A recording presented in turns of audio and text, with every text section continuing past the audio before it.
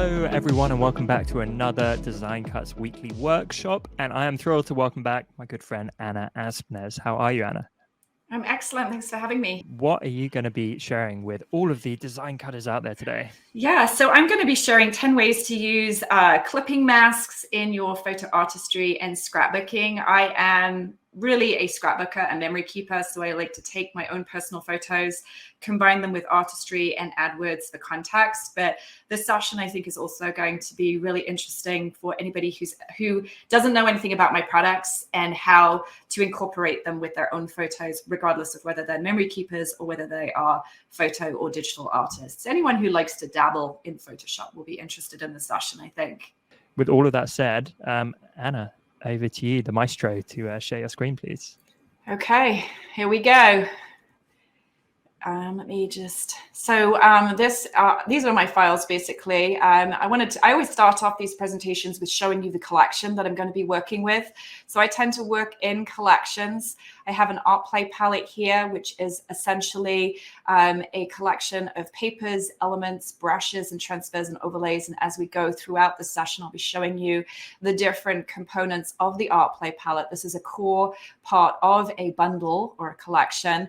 We then have sort of a pre-designed Artsy layer template, which will be the foundation of my project today.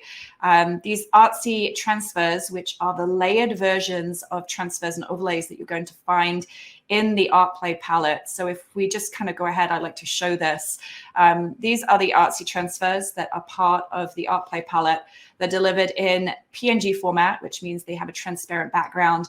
You can see there are varieties of colors, different edges, perfect for incorporating into your composites or into your artistry using a drag and drop type approach.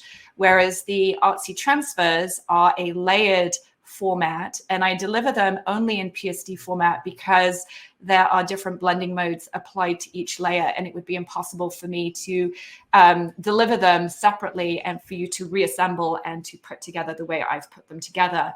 But you can see when I open up this Artsy transfer, we have all of these different layers that create the transfer, and this means that I can turn off layers, I can recolor layers, I can make layers smaller, I can rotate them, and then I can mix one Artsy transfer with another, therefore creating my own combination. So they're super customizable and flexible and really allow you to have a lot of control when you are creating blended composites or scrapbooking or photo artistry designs. So that's the Artsy transfers. We are going to be using those today. And then I have word art, which is always important for the memory keeper or scrapbooker. The idea is to use words to add context and tell stories with our photos and artistry. And then these are the clipping masks that I'm going to be using today. I have a series of clipping masks that I call photo blends, and they are pre-designed elements that allow you to blend your images in an artistic fashion into the background of your layout design. I'm actually going to open up one of these, and I want to explain, just because some of you are unaware of what clipping masks are, kind of how they work and the whole purpose of them. So if I just create a new background here, it's just a 12 by 12 inch background. That's my preferred size. It's the standard scrapbooking size, but you can, of course, create in whatever size you choose. And then with the Move tool, I am going to select this image and I'm going to drag it into my background. Now, this happens to be a single layer PNG format photo blends clipping masks. Some of my other photo blends clipping masks are delivered in PSD format, meaning that some of these layers it's kind of a multi-layered approach, which allows you to kind of manipulate each parts of this mask independently. I use both formats. I like to use the PNG and I like to use the PSD. The advantage of the PNG, of course, is that it's fast and quick, and it works really well for demonstration purposes. So the idea Amazing. being is it's that beautiful, by the way, Anna. Oh, thank you. Yeah, and you can see that this one is a large format one. So it basically snaps to the edges of your layout design. Yep. Some of my other ones tend to be blended on all sides, and that kind of allows you to sort of move it around within your canvas. You can, of course, rotate this. If you wanted to customize it and get rid of those edges, you could add a layer mask, select a brush, I actually have the brushes that are part of the Artplay palette loaded into my panel down here, but you could take one of these brushes and you can kind of start blending the edges. So you can customize these masks as well, but I'm kind of getting ahead of myself here. Amazing. So these are, if you think of these masks as shapes, so essentially what we have is we have a blank layer with pixels on them. And so the darker the pixels, when it's really, really black, there are a lot of pixels in that space. If it's really light, it means that there's a level of opacity and there are less pixels. So the idea being is that we are going to bring in a photo. So let me go ahead and access my photo down here. I have this image at the bottom of a house that I took in the countryside in England when I was there. And the idea is to use the move tool and to drag the photo so that it exists on top of the mask. I'm just going to extend this just so that it covers our entire canvas. So hopefully you can see that. And then the clipping mask basically allows this photo to conform to the shape of the clipping mask. So I'm going to go to layer and then create clipping mask. And now you can see how that assumes that shape, that underlying shape. And you'll notice that the areas where it's white and very light, we can see more of the white background show through. Whereas in the areas of where it's very dark and there are more pixels, then we can see intense clarity and detail in the image.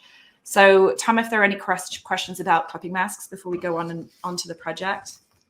That's stunning, by the way. Love that. Oh, thank you. So this is my grandmother, Vera. She passed away about 20 years ago now, but she was a very important person in my life, and I wanted to just create a page with her.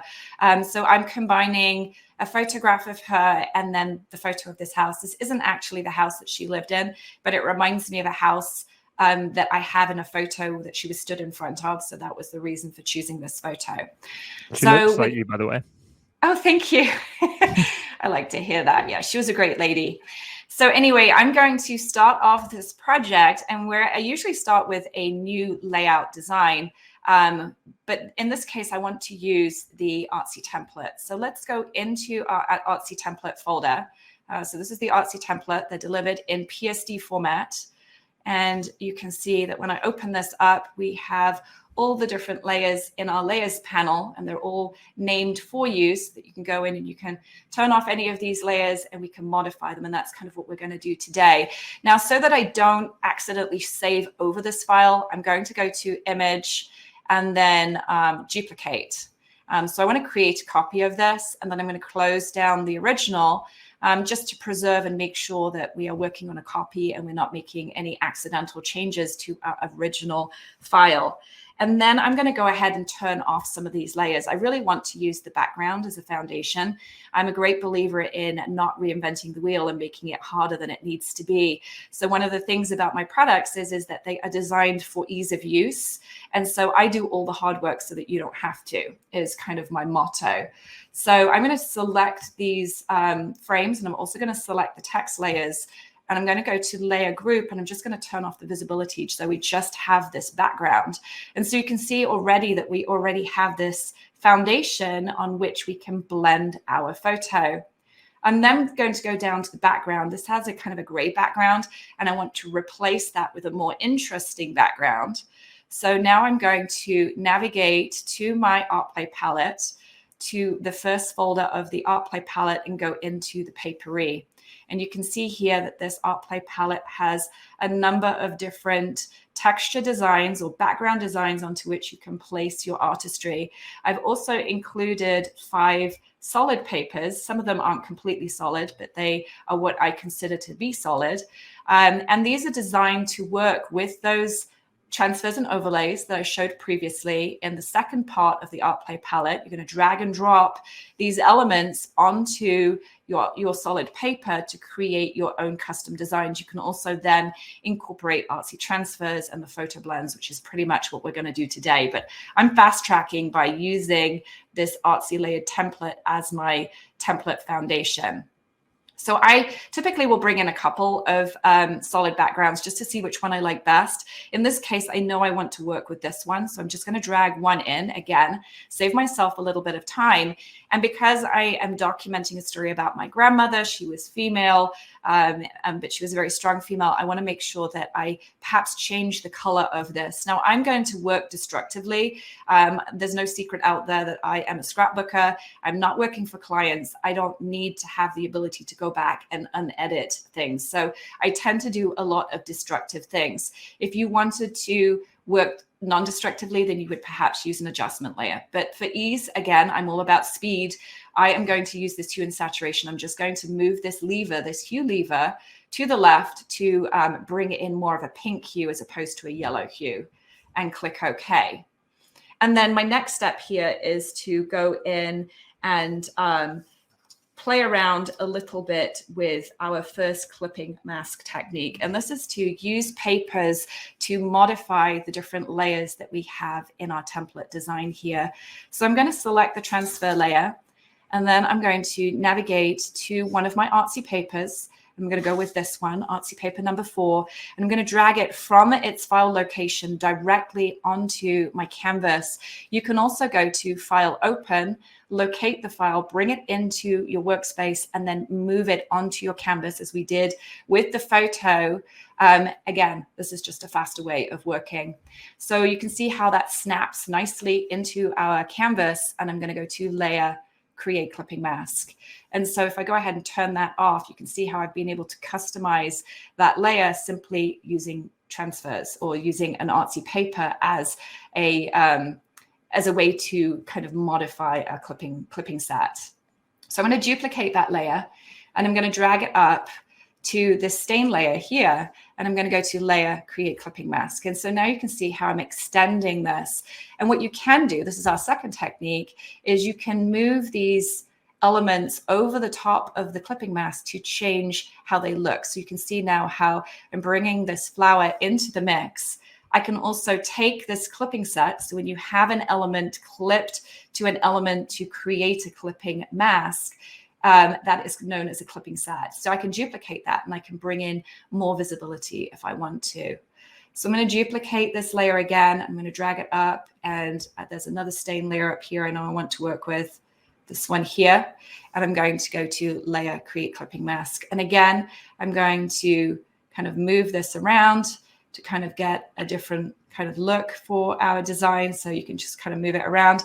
The other thing you can do is you can select the layer that you're using as your clipping mask, and you can go down and you can kind of change the blending mode.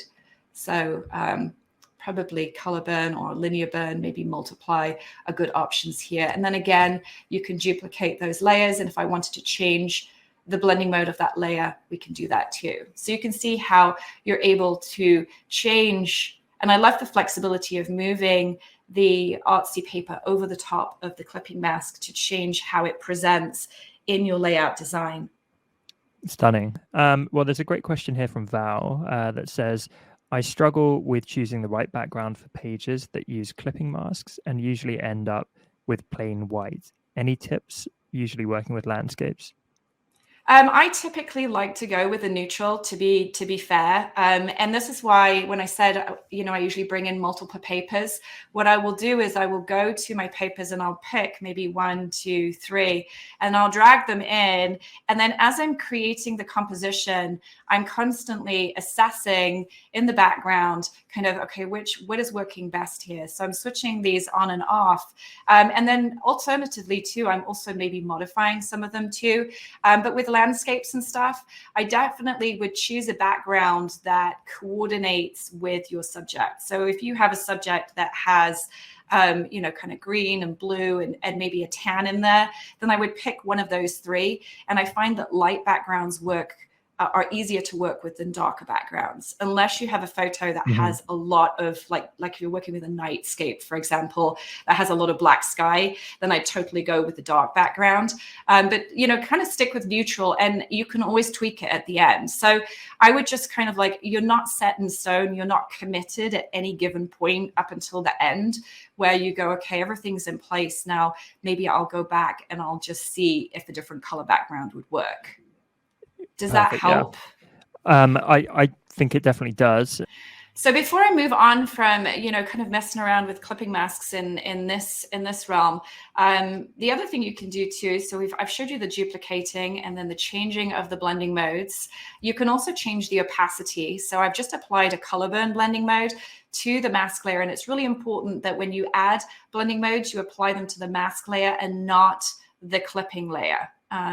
Because you can end up in some trouble when you do that. So basically, any effect that you apply to your mask layer is going to affect all of those layers clipped to that layer.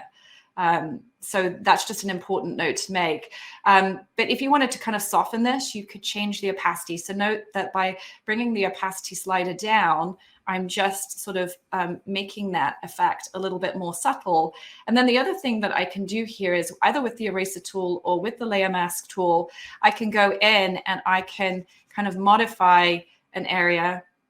It's not working because I've got the duplicate thing going on. So let me try this, but here we go. So I can go in and I can use a mask to kind of just mask parts, just certain parts of that paper layer. So that's another technique that you can incorporate when you're using this clipping mask technique.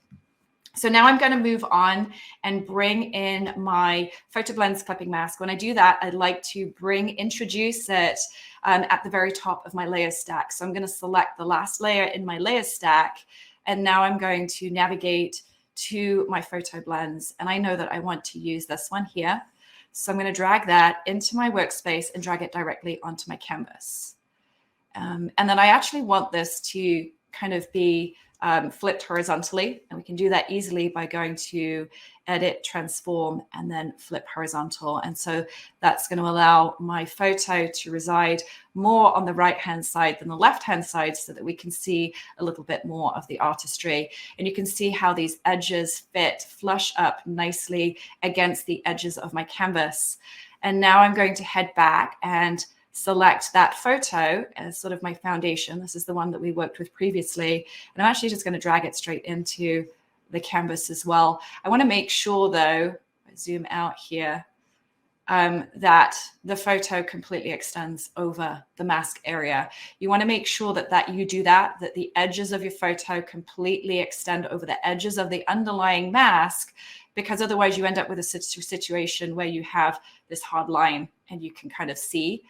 So it's super important to make sure that fully extends across like that. I'm just going to place it a little bit further down. And then I'm going to apply a darken blending mode. You can apply lots of different types of blending modes. In this case, I liked how the darkened looked.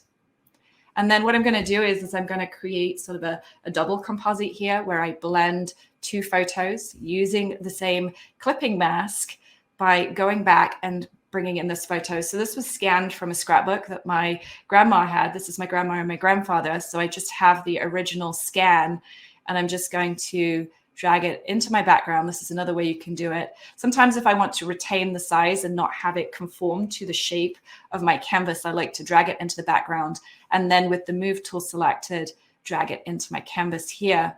So notice now that this sits on top of the clipping mask. So I have two choices here. I can either go to Layer, Create Clipping Mask, and it's going to add that into my clipping set. The other way you can do this too is you can kind of drag it into the clipping set and then reorganize the layers so that layer sits on top. And then of course you can kind of resize it. I don't like to resize it too much until after I've blended it. And then of course we've got this hard edge. Again, you can do a layer mask. I am a destructive scrapbooker. So I'm just going to select a blending brush and I'm just going to kind of just drag that down the edge just to remove that hard edge, and then apply a screen blending mode. And then once I have it blended, then it's a good idea for me then to move this image around, maybe resize it and kind of just play around with the proportions there. So now we have our clipping mask with two photos clipped into the set. And of course, if I changed my mind about this photo and I wanted to blend it differently, it would just be a question of me reintroducing the photo, clipping it to the clipping set and starting again. It's not a big deal, at least not for me. And then I'm going to, now let's take a look at the Artsy Transfers. I'm I'm going to go into there. So there are 3 different folders, mainly because these PSD files are quite large in size, but you can see the different variety. Each one of them, of course, retain their layers. I want to work with this one, which happens to be Artsy Transfer 2. One is actually in the second folder. It's just the way I like to keep my downloads to under 100 megabytes, just for those people that do have a hard time downloading files. They still do exist. So I like to make sure that I'm accommodating them. And so instead of bringing in and using all of these layers, I'm just going to bring in the transfer and the lace layers. So I want to make sure that I have the last layer in my clipping set selected, because if I happen to have one of the other layers in the clipping set selected, watch what happens. As I move these elements over, I have 3 selected. If I move these over, then it's going to unclip my photo here. You see how it's unclipped? You can tell when a layer is unclipped because it loses this funny little arrow. So it's an easy fix, because you can just select all of the layers that you want to add to the clipping set and then go to Layer, Create Clipping Mask, and then just reorder the layers. Notice how these little arrows have reappeared into the mix. And then you can sort of start moving these around to fit your design. The other option, of course, if I go back, and let's just go back to this, is just to make sure that you have that top layer selected. That way, when you bring in those additional layers, they're going to sit directly on top of the clipping set, and then you can go to Layer, Create Clipping Set. So two different ways to do it. Neither one, I'm going to actually just minimize that because I think we're going to need that guy again. And then once you have this in the mix, you can reorder the layers. You can move them around. So in this case, I want to make sure that we can see her face. And I want to bring this lace down a little bit. So we're just adding some texture and some color into our composition. I like how the lace aligns with this branch that's coming out from our background photo. And I love how the pink sort of adds a little bit of color to her face, which of course is monochromatic because it's a heritage photo. And then the next step is so the other thing you can do too, again, if I want to intensify this photo, and of course this is going to actually release that clipping mask again. Watch what happens, it releases those, but it's fine. I actually just wanted to intensify that photo by adding a soft light blending mode. That's going to show her face a little bit more, and then we can reselect those layers and then go Layer, Clipping Mask. So that kind of completes the actual the photo artistry part. Now I want to move on to the embellishment. Again, I'm a scrapbooker, I'm a memory keeper, so I like to add titles to add context. So now I'm going to go to my word art. And in the word art, you get a variety of different files. There are these words, which you can add drop shadow layer styles. We've got these word transfers. There's a number of different pre-made texts in PNG format, which you can recolor and add styles to. And then I usually include a beaded threads. We're actually going to use this one, so I'll be able to show you the breakdown of that. But I know I want to use this title, and I know that I want to use this word transfer. So with that Control or Command key depressed on my keyboard, I'm going to select those 2 layers and drag them and place them directly onto my canvas. And you can see that because I had my cursor at the top of my layers panel, then it doesn't disrupt my clipping set. And I'm just going to place this here and place the title here. So another way you can use clipping masks is to color your titles. So I'm going to go back to that transfer that I said that I would be using again. I can find it.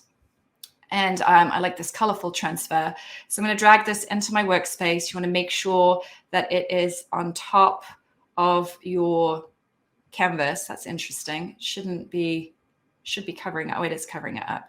So what we're going to do is we're just going to partially color this title and go to Layer, Create Clipping Mask. And you can't really see it very well. So I'm just going to select the title layer and go to Edit Fill.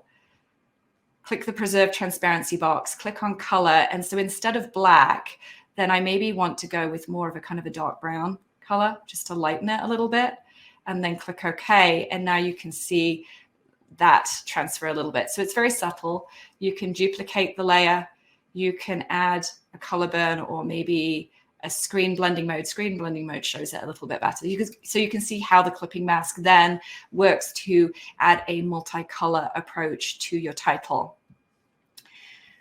I'm just going to keep this open one little bit longer just in case we need it. And it's always a good idea to close your files out. I kind of get so into the creative process that I forget that I have all of these files open. So it's good to periodically stop and close those out.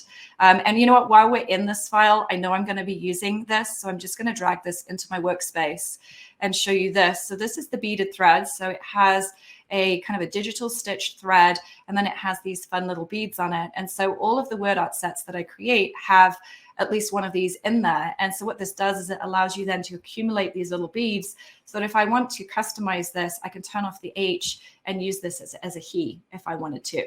So if I was doing a page about my grandfather, then I could customize that and make it useful for that page. So I'm just going to drag this onto my canvas because I know I'm going to be using it.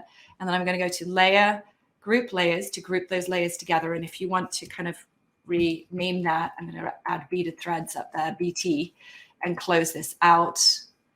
And then just turn that off for now. And now I'm going to work on my embellishments. So I'm going to go into the first part of my art play palette, go to my elements, and I want to bring in this twig.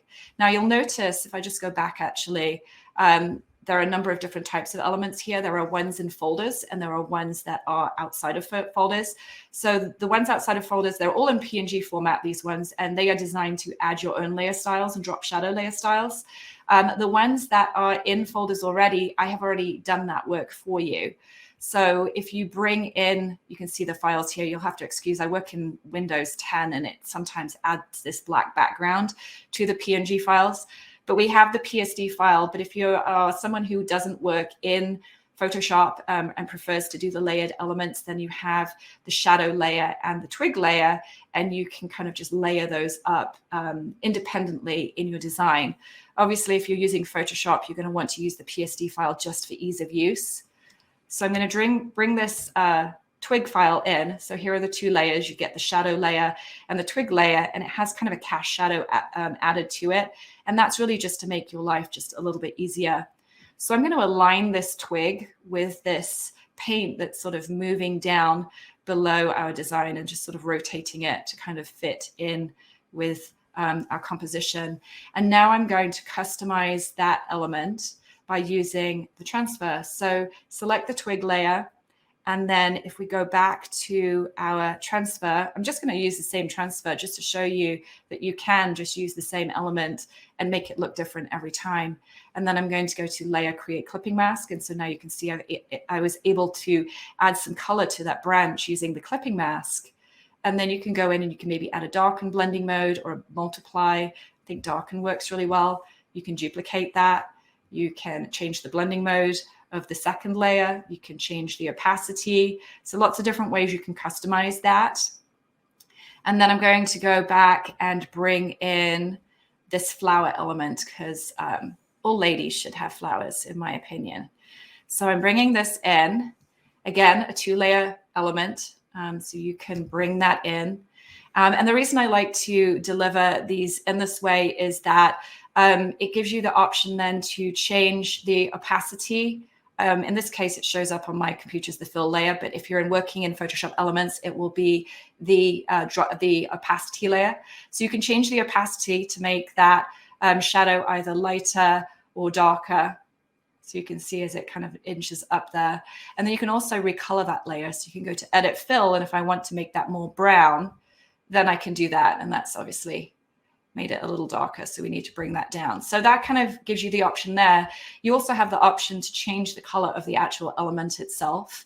So you can go to Image Adjustments and then Hue and Saturation. And I just want to bring more of an orangey color in, just to kind of bring in the orange tones of the pinks and the brickwork in our building. So I'm just kind of just building up the layers here. And then I have another element that I wanted to bring in. This is one of just the regular ones that doesn't have any of the drop shadows applied to it. I'm going to bring that. I'm going to add this guy up here and just maybe resize it, maybe change the rotation using our transform controls. I can add a bit of my own dimension to that by going to Layer, Layer Style, Drop Shadow. And for these button style drop shadows, I like to have between a distance and a size of between 5 and 8. So maybe in this case, I'm going to go 7. You want to just kind of give that realistic look of the element kind of protruding from the flatness of the page. So clearly you don't want to have a shadow like this so it looks like it's floating above the page. You want to make sure it looks like it's actually on the page. And I personally like an angle of 120. So I'm going to put that in there like that. Opacity, I usually hover between 40 and 50. I'm going to customize this as well by using this time, instead of using the Artsy Transfer, I'm going to use the transfers and overlays. So we go back to those. I was talking about those previously as being those single layer PNG files. Sometimes they're much easier to use because you're just working with a single layer. So in this case, maybe I bring in transfer number 5. And then maybe I bring in this artist overlay here. So I'm holding down the control or the command key to select those 2 files independently. And then I'm dragging them into my workspace. So I'm just going to drop them onto my canvas. And then with those 2 layers selected, I'm going to go to Layer, Create Clipping Mask. And then independently, I can now move these around. I actually want the transfer layer to be the first layer. And then just be mindful of whether you have the auto select option unchecked. The auto select option allows you to kind of click on any layer in the layers panel, and it's going to select that layer. So obviously, if I was trying to select this title layer and I'm using the auto select, it's going to select whatever is clipped to that layer. So it's always good to be mindful of whether you have that checked. When using clipping masks, it's always a good idea to have it unchecked, in my opinion, but it's just pay attention to it. So you can move this around to colorize our button. You can resize the layer, you can rotate it. So it really just depends on kind of how you want this to look. And there's no way I'm going to get it the same as it was right at the beginning, but just something that you kind of like. So I quite like that because it's got that cute little heart in there. And then I can do the same thing with that art stroke. There's some fun kind of white art stroke lines in there that you can kind of play around with and bring that into the mix. Maybe rotate it. Sometimes, there you go. That's kind of what I was looking for. So I can have that in like that. So now we've been able to customize that button. I don't know what technique we're up to, but I did count them and we came up to 10. So now I want to use brushes with the clipping mask. So that's another way that you can use these clipping masks. So I'm going to go right the way down to the bottom of my layers panel and create a new layer. You always want to create a new layer when you're using brushes. And then with the paintbrush tool selected, you want to navigate to your brushes panel. Now, if you're unsure about loading brushes into your brushes panel, you simply go into your Art Play palette and you go to Art Play palette Amaranthine and you go into your brush set. There are 2 different types of brushes. So these are designed for the different versions of Photoshop. Older version of Photoshop only allowed brushes up to 2,500 pixels. The newer versions now allow 5,000 pixels. I always make my brushes as large as I possibly can. And so in cases where brushes exceed the size of 2,500 pixels, I make sure I include 2 different brush sets to accommodate those people. And also to, you get the PNG files if you prefer just to use those as well. And it's nice to have these just in case you accidentally delete or kind of save over your brush sets, then you can use these images to define a new brush set for use with the paintbrush tool. Because I'm using a new version of Photoshop, then I'm always going to use the large size. Now, I originally thought that you just had to drag the ABR file into the brushes panel. I've taught 2 sessions this week and I've not actually made it over to the brushes panel.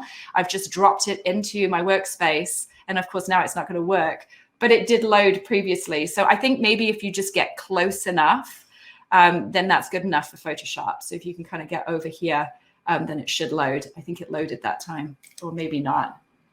It's going to play up on me now.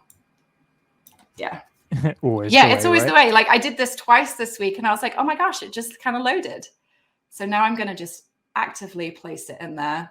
There we go. And now it appears. So I guess I'm changing it now to sometimes it might work, sometimes it might not. So that's how you can load your brushes into the brushes panel.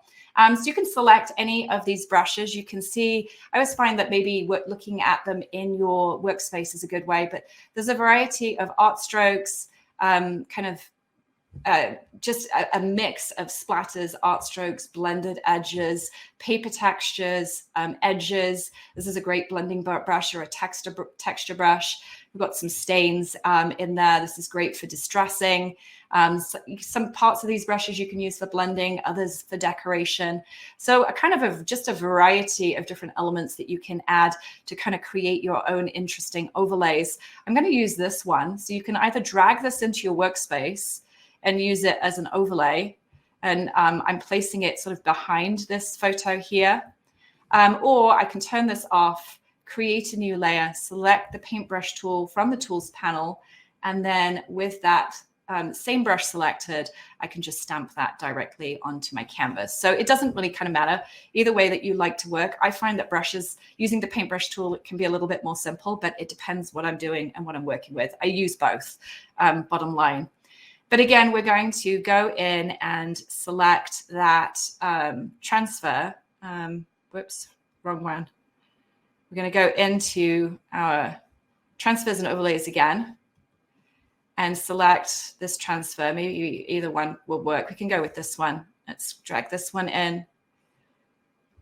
And you place it over the top of the brush. And then you go to Layer, Create Clipping Mask. And now you can see how you can move this around and you can add some color to that brush. So, and if you're concerned about the hard edge at the top here, again, super easy. Just grab your eraser tool and just kind of remove that brush. Just make sure that you have the mask layer selected and not the paper layer. Notice I had the paper layer selected, and all this does is it erases the paper from our mask. Whereas if you have the mask layer selected, as I said previously, any edits you make to the mask will affect all of those layers clipped to it. So I can just go in and I can remove that hard edge. And then to complete our design, I want to bring back the photo of my grandmother, Vera. I want to make sure that we can fully see her face. So I'm going to go back to those frames that I closed off at the beginning or turned off the visibility. And I know that I want to keep maybe one text box. So I'm going to keep one of those. And I'm just going to turn off these other layers. So this one and then this one. And then reposition this frame so it sort of comes down here like this. Maybe drag it down so that it's below that brush set or that brush, just so that we've got some nice visual interest. Maybe bring it here. So you can kind of play around with how you want it to go. I actually thought that that was a good idea, but it's really not a good idea. Maybe we have it like this, like that. And then I can go and I can bring in the photo of my grandmother. And again, I'm going to bring this into the background just so that I can maintain its full size and drag this in like this. And you want to make sure that the photo layer is above the frame mask layer, and then go to Layer, Create Clipping Set. And then from there, I can go in and I can change the size of that. And I might want to go in and just move some of this paint stroke just so it's not kind of hindering her face a little bit. I might want to bring in maybe another brush above that frame layer. So we can go and maybe add one of these brushes down the bottom here. Maybe go with this one, kind of place it over the top, and then let's just take, so sometimes instead of, if you know you have a transfer, you don't have to go back to the original. You can just duplicate that transfer in your composition, drag it up above, and then go to Layer, Create Clipping Mask. And so notice how that adds a little bit of interest over this sort of gray area of our photo. And then just reposition the text box here. Bring this down. Maybe have to change the size of it. Can use the type tool. Maybe bring this down here like this. Maybe bring it out so it fits. So you're kind of just playing around with the different size. You can get rid of some of the text like that, and maybe that will work just perfectly. And that completes my artistry and demonstration. Tom, did you go to sleep? No, but as ever, you're very quiet. I'm like, is he still here? I'm very much here. Fantastic as ever. I always say this, Anna, whenever you host a session, I do like the least hosting out of anyone that comes on, Okay. because you just have so much information that I don't really need to add anything. I'm just here like taking notes and nodding along. So I know, I try and pack it in, but I'm like, oh my gosh, he's quiet. Is he still there? But I didn't want to stop and say anything, you know? No, So, this is one of the rare times in life I am quiet, is when you're I'm quiet. learning Okay. from you. So, Okay. I don't think I missed anything. So yeah, and so if we go back and look at the original, I think it's really cool to go back and look at the original, because I can never create the same thing twice. Oh, and I forgot to add in, it is, I forgot to bring back that beaded threads though. So let's go ahead and just do that real fast. Here's the beaded threads. And so I just have to uncheck that auto select and just bring that down here and maybe drag it up above the twig layer. There we go. It is pretty close. Sometimes I get closer than others, but yeah, so just different closest placement. I've seen. Yeah.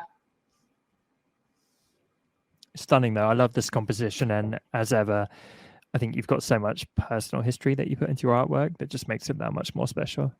Yeah, that's kind of my personal thing. I'm just really into stories. I'm super sentimental. And so this has just been a great way for me to take photos of my family, both past and present, and preserve it in a way that's meaningful to me.